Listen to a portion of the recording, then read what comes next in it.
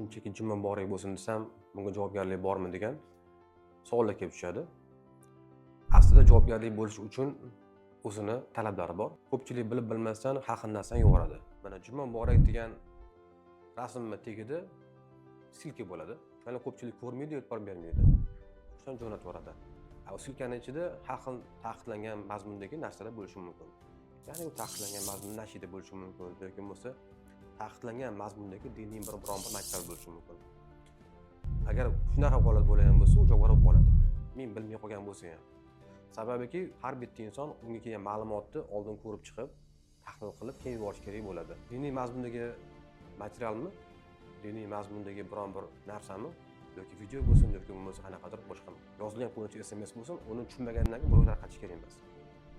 O'zi bilib bilmasdan tarqatib qo'ygandan keyin bu javobgarlik keltirib chiqarishi ehtimoli katta bo'ladi.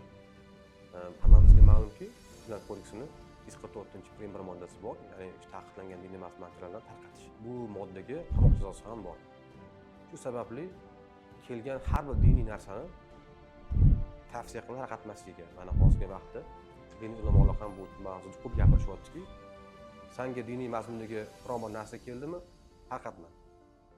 Chunki sen bilmaysan nimaligini degan mazmunda gapirilyapti.